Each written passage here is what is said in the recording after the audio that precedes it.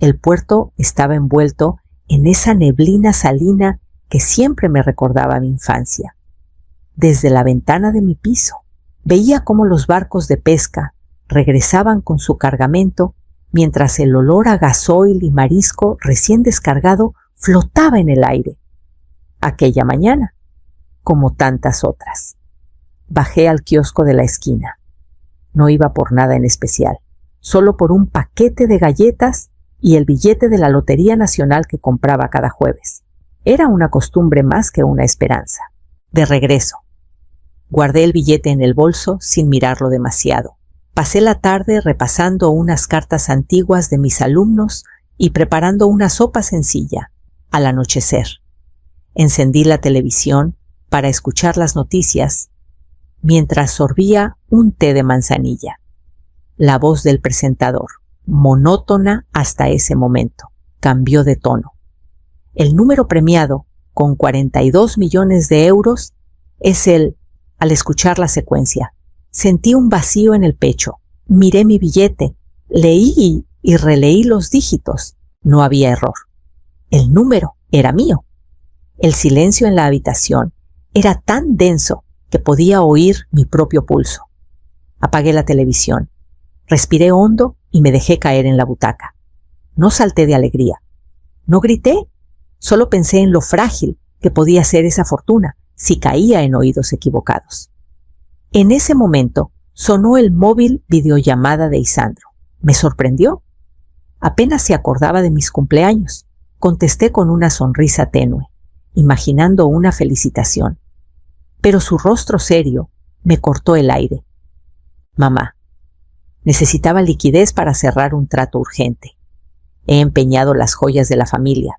Ya sabes, el collar de perlas y los pendientes de tu boda es solo temporal. No hubo disculpa, no hubo consulta previa. Tragué saliva. El té se me enfrió entre las manos. Murmuré un «ya hablaremos» y colgué. Caminé despacio hasta el dormitorio. Saqué la vieja caja de galletas de lata y metí el billete dentro. Envuelto en un pañuelo bordado por mi madre, lo guardé en el fondo del arcón, bajo mantas que aún olían a lavanda. Mientras cerraba la tapa, comprendí que esa noche no solo había ganado una suma descomunal, también había recibido una advertencia silenciosa. Al día siguiente, Isandro y Bárbara llamarían a mi puerta con una propuesta que cambiaría todo. A la mañana siguiente, cuando todavía estaba ordenando la cocina, escuché el timbre. Abrí la puerta y allí estaban Isandro y Bárbara, tan coordinados en su vestimenta como en las sonrisas que llevaban pegadas al rostro, esa sonrisa falsa que conozco bien, la que anuncia que no han venido por afecto, sino con un plan ya trazado. Entraron sin esperar invitación. Isandro recorrió el salón con la vista, como si estuviera midiendo paredes y rincones. Bárbara, con su perfume penetrante, se quedó en medio de la estancia, mirando alrededor con un gesto que mezclaba curiosidad y desdén. Mamá, empezó Isandro. Hemos estado hablando y creemos que ha llegado el momento de hacer un cambio. Este piso podría venderse bien ahora, y con ese dinero podrías mudarte a una residencia cómoda, donde te cuiden como mereces. Bárbara intervino antes de que yo pudiera responder, dejando caer las palabras como si fueran cuchillas. Estas paredes ya huelen a viejo, Almudena. Allí estarías mejor, con gente de tu edad, con actividades y médicos cerca. Noté un calor que me subía por el cuello, pero lo apagué con una respiración lenta. Miré a mi alrededor, a esas paredes que guardaban la risa de mis hijos pequeños. Las cenas con mi difunto marido, las tardes de lectura junto a la ventana. Lo pensaré, dije, modulando la voz para que sonara neutra, casi aburrida. Ellos intercambiaron una mirada fugaz, como si mi respuesta formara parte del guión que esperaban. Pasaron unos minutos hablando de precios de mercado, de contactos inmobiliarios de confianza y de cómo sería más práctico que empezara a empacar cuanto antes. Les preparé un café, más por mantener las formas que por deseo de agasajarlos.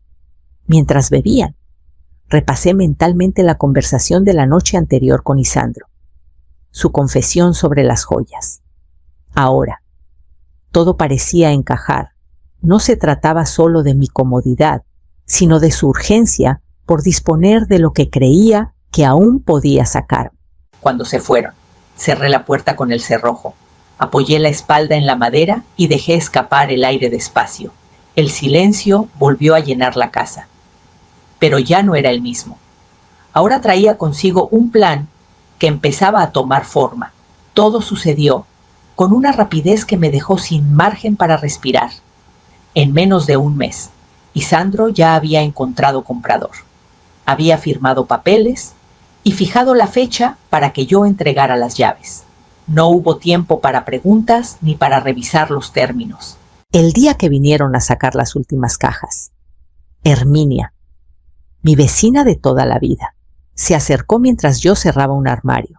Me habló en voz baja, como si temiera que las paredes escucharan Almudena. Ese piso lo ha vendido por 4 perras, menos de lo que pagó tu marido hace 20 años. Esto huele a deudas. Sentí un golpe seco en el pecho. No necesitaba más pruebas para saber que aquello no era por mi bienestar, sino por su necesidad urgente de dinero. Me mudé con Herminia esa misma tarde. Su casa, con olor a caldo recién hecho y muebles apretados, me recibió como un refugio improvisado. Ella no hacía preguntas, pero su mirada me decía que entendía más de lo que yo contaba. Esa noche, mientras escuchaba el golpeteo suave de la lluvia contra la ventana, tomé una decisión. Fui a buscar la caja de galletas que había traído conmigo y saqué el billete premiado. Con el número aún intacto, marqué el teléfono de don Leocadio, un abogado conocido por su discreción. La mañana siguiente nos reunimos en su despacho. Con vistas a la ría, le expliqué mi situación y mis intenciones: crear un fideicomiso privado, mantener mi identidad fuera de cualquier registro público y proteger cada céntimo de esa fortuna. Él asintió sin mostrar sorpresa, como si hubiera escuchado historias similares, y empezó a trazar el plan con la precisión de un cirujano. Mientras firmaba los primeros documentos, pensé que ya no se trataba solo de conservar el dinero. Se trataba de algo mucho más profundo: recuperar el control de mi vida, mi independencia y, sobre todo, la dignidad que mi propio hijo había intentado arrebatarme. Aquella noche, mientras Herminia servía la cena, yo ya tenía en mente el siguiente paso: decidir dónde y cómo construiría mi nueva vida sin que Isandro sospechara nada. En menos de 2 semanas, don Leocadio ya había establecido la sociedad anónima a mi nombre, con todas las precauciones para que mi identidad permaneciera oculta. Me presentó varias opciones de inversión, pero una me hizo detenerme en seco: una casa señorial de 3 plantas, con un bajo comercial amplio y ventanales que daban a una plaza céntrica. Reconocí la dirección al instante. Era la misma propiedad por la que Isandro había suspirado años atrás, intentando comprarla para instalar su estudio de arquitectura, pero sin conseguir la financiación. La imagen de su frustración entonces se dibujó en mi memoria como un detalle irónico del destino. Sin mostrar un ápice de emoción, dije: quiero esa. La compré a través de la sociedad, sin aparecer nunca en las negociaciones. En pocos días, tenía las llaves en mis manos. Recorrí las estancias con Herminia, imaginando cada rincón transformado. En el bajo, donde antiguamente había una tienda de telas, vi el lugar perfecto para mi idea: una tetería biblioteca, con estanterías de madera hasta el techo, mesas pequeñas junto a los ventanales y un aroma constante a canela y café. Herminia aceptó convertirse en mi socia sin pensarlo. Ella, con su don para la repostería y su trato cercano, era la pieza que necesitaba para dar vida al negocio. Durante semanas, trabajamos codo a codo eligiendo muebles en mercadillos, encargando lámparas de forja a un artesano local, seleccionando libros donados por vecinos que apoyaban la iniciativa. La inauguración la planeamos para finales de mes, coincidiendo con la feria de la plaza. El bullicio atraería a curiosos y turistas, y queríamos que la tetería abriera sus puertas envuelta en ese ambiente festivo. Cada vez que pasaba frente a los ventanales, imaginaba la cara de Isandro si alguna vez cruzaba la calle y se encontrara conmigo detrás del mostrador. No sabía si ese día llegaría, pero la sola idea me llenaba de una calma extraña, mientras Herminia colgaba las cortinas recién planchadas. Yo ya pensaba en el siguiente paso: abrir las puertas y empezar a llenar de vida aquel lugar que, años atrás, él había soñado poseer desde el primer día. La tetería empezó a latir, como un corazón nuevo en la plaza. Las tardes se llenaban de conversaciones suaves, del tintinear de las tazas y del aroma a canela que escapaba por la puerta cada vez que alguien entraba o salía. Las estanterías, cargadas de libros de segunda mano, se convirtieron en un imán para los curiosos. Y pronto la prensa local quiso hacer un reportaje sobre el rincón más acogedor de la ciudad. Herminia y yo nos turnábamos entre la barra y las mesas, disfrutando de la complicidad que se había creado con los clientes. Algunos venían por el té, otros por la repostería casera, y muchos solo para sentarse a leer bajo la luz cálida de las lámparas de forja. Los comentarios corrían de boca en boca. En el mercado, en la panadería, en la peluquería, todos hablaban de la tetería biblioteca de la plaza, y yo, detrás del mostrador, escuchaba con una sonrisa contenida, sabiendo que mi nombre no figuraba en ningún registro visible. Una tarde, mientras colocaba unas nuevas infusiones en el escaparate, vi a Isandro al otro lado de la calle. Caminaba deprisa, con el ceño fruncido, revisando algo en su teléfono. Al llegar frente a la tetería, se detuvo un instante. Sus ojos recorrieron el interior a través del cristal. No me vio, porque yo estaba de espaldas, pero escuché claramente su voz apagada. Vaya negocio. Su tono no era de admiración, sino de cálculo, como quien evalúa una oportunidad. Lo vi alejarse sin entrar, y una mezcla de inquietud y expectación me recorrió el cuerpo. No sabía si alguien del barrio ya le había hablado del local, ni cuánto tardaría en interesarse de verdad. Esa noche, mientras cerrábamos la caja, Herminia me comentó que varios clientes habían visto a Isandro deambular por la zona en los últimos días. Sus palabras se quedaron flotando en mi cabeza mientras apagábamos las luces. Al día siguiente, la plaza estaría más concurrida que nunca por un evento municipal, y yo tenía la intuición de que esa jornada marcaría un antes y un después para mi plan. La noticia me llegó antes de que él mismo pudiera imaginarlo. Un cliente habitual de la tetería, que trabajaba en el ayuntamiento, me comentó entre sorbo y sorbo de té que el último proyecto inmobiliario de Isandro había sido un desastre. Un solar en las afueras, sobrevalorado y mal gestionado, que terminó en un agujero financiero del que no podría salir fácilmente. Días después, escuché más detalles en el mercado. Varios clientes se habían retirado, y la reputación de Isandro en el sector empezaba a resquebrajarse. No me alegraba su caída, pero tampoco podía olvidar cómo me había dejado sin casa en nombre de mi comodidad, por lo que supe después. En su casa la tensión era insoportable. Bárbara, siempre pendiente de la apariencia social, veía cómo las invitaciones a eventos menguaban y los amigos importantes se volvían esquivos. Una noche, según me contó Herminia por una conocida, ella le dijo sin rodeos: necesitamos un socio fuerte. He visto que esa tetería de la plaza siempre está llena. Quizá podrías hablar con la dueña. La idea debió calar hondo, porque apenas 2 días después, Isandro preguntaba por mí. Bueno, por la propietaria. Concertó una cita a través de uno de nuestros camareros, sin saber que la dueña que buscaba estaba mucho más cerca de lo que imaginaba. Cuando Herminia me lo contó, yo estaba preparando una tanda de bollos de anís.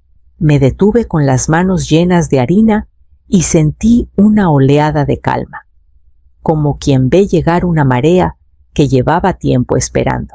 Acepté la cita sin cambiar una sola palabra de las condiciones. Él se presentaría en la tetería el jueves por la tarde para hablar de un posible acuerdo. Pasé los días siguientes trabajando como siempre, sin dar señales de que algo distinto se avecinaba.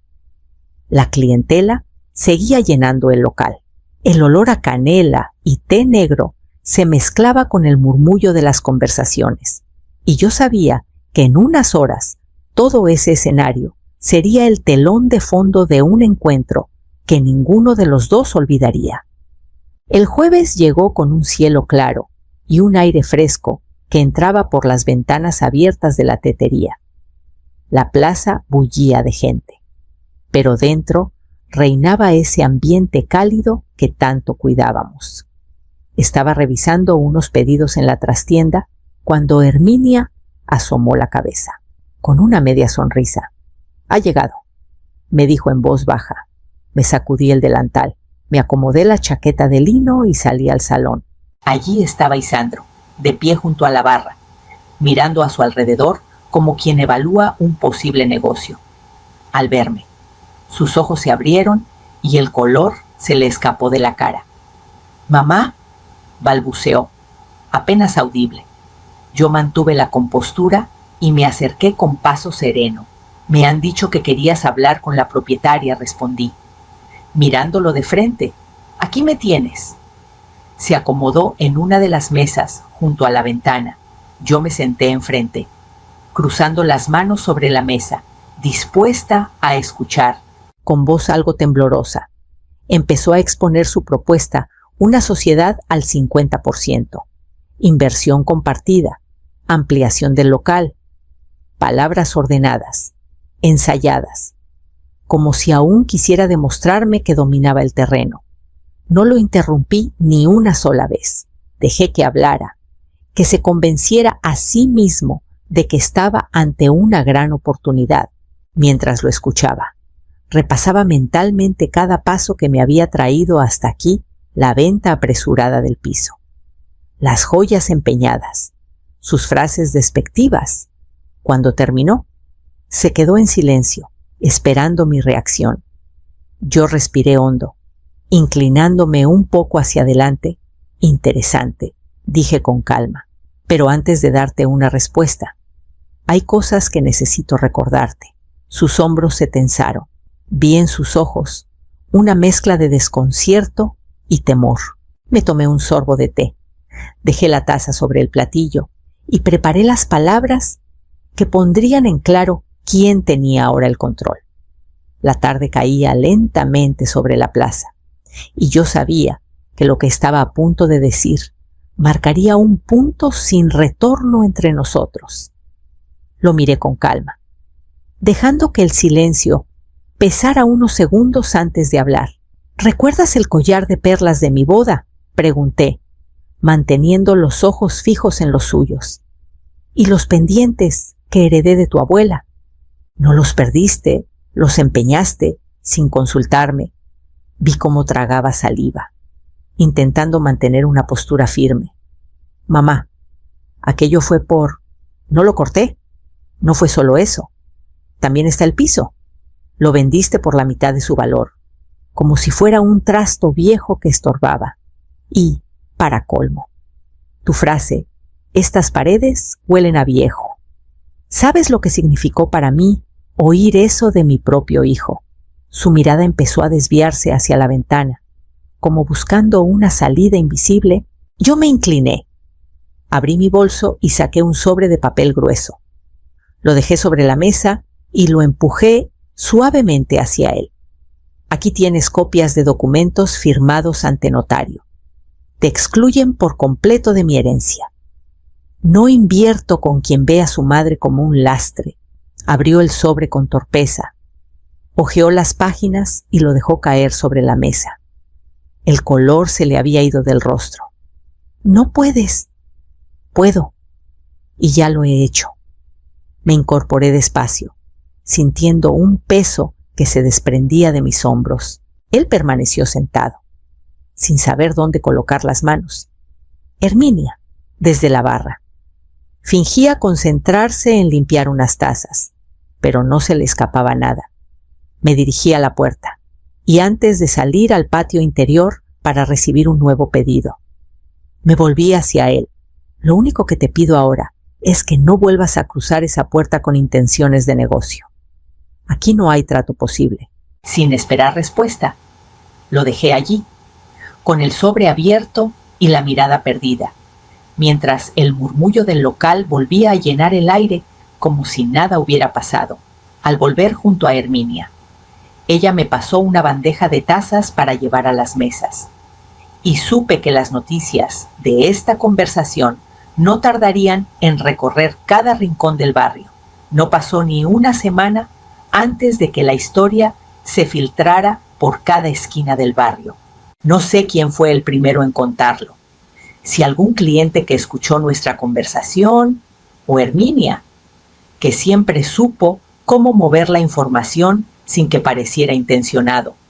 Lo cierto es que en el mercado, en la panadería y hasta en la cola del banco, la gente murmuraba sobre cómo había rechazado a mi propio hijo. Bárbara, siempre tan pendiente de las apariencias, no soportó el golpe. La vi una mañana cruzar la plaza, sola, con gafas oscuras y el paso rápido. Un par de días después, supe por Herminia que había hecho las maletas y se había ido a casa de una amiga en Madrid. Dijo que no pensaba arrastrarse por alguien que ya no tenía ni dinero ni prestigio. Mientras tanto, la tetería vivía su mejor momento. Las mesas se llenaban incluso antes de abrir, y decidí que era el momento de dar un paso más. Ampliamos el horario. Contraté a 3 mujeres mayores del barrio, todas con historias y manos capaces, y comenzamos a organizar tertulias literarias los jueves por la tarde. La plaza se convertía en un hervidero de voces, risas y tazas de té que iban y venían. Había algo profundamente satisfactorio en ver a esas mujeres trabajar con alegría, aportando ideas para nuevos dulces o recomendando libros a los clientes. Era un contraste abismal con la imagen de dependencia que Isandro había querido imponerme. Cada tanto, algún vecino me comentaba que lo habían visto merodeando por calles cercanas, como si quisiera cruzar la plaza, pero no se atreviera. Yo no preguntaba más. Tenía demasiado entre manos la gestión de proveedores, las reservas para las tertulias y un nuevo proyecto que empezaba a germinar en mi cabeza. Una tarde de invierno, mientras el puerto se teñía de tonos anaranjados y las gaviotas sobrevolaban la ría. Me senté junto a la ventana con un cuaderno abierto. Sabía que había llegado el momento de poner en marcha esa idea que llevaba tiempo dándome vueltas. La feria del libro llenaba la plaza de toldos blancos, mesas repletas de volúmenes y un aroma mezclado de tinta, papel nuevo y castañas asadas. Yo ocupaba un pequeño stand junto a la entrada, rodeada de ejemplares de mi primer libro, una recopilación de relatos que había escrito a partir de conversaciones con marineros jubilados del puerto. Eran historias de tormentas, de amores que esperaron décadas, de despedidas sin retorno. Había firmado varios libros cuando, entre la multitud, vi a Isandro. Vestía sencillo, sin la arrogancia que solía marcar cada uno de sus gestos. Caminaba despacio, sosteniendo un ejemplar de mi libro contra el pecho. Se acercó sin apartar la mirada, y cuando estuvo frente a mí, extendió el volumen con ambas manos. ¿Me lo firmas?, preguntó. Con una voz más baja de la que recordaba, tomé el libro y Mientras buscaba el bolígrafo, noté que mis manos estaban tranquilas. Escribí su nombre. Añadí una dedicatoria breve y la fecha. Se lo devolví. Él lo sostuvo un momento, como si pesara más de lo que aparentaba. Gracias por enseñarme a no dar por sentado a quien me dio la vida, dijo. Y por primera vez en mucho tiempo. Sus palabras no sonaron calculadas. No respondí con grandes discursos, solo asentí, dejando que el silencio hablara por sí mismo. Él se marchó entre los puestos, perdiéndose entre la gente, y yo volví a atender a una pareja que esperaba su turno. Más tarde, al recoger las últimas cajas, levanté la vista hacia el puerto. El cielo estaba claro, y las gaviotas se elevaban sobre el mar abierto, dibujando círculos perfectos antes de perderse en el horizonte. Sentí que, de algún modo, la historia con Isandro había encontrado su punto de equilibrio, sin reconciliaciones teatrales ni rupturas nuevas. Cerrar aquella puerta, comprendí, había sido la única manera de abrir todas las demás,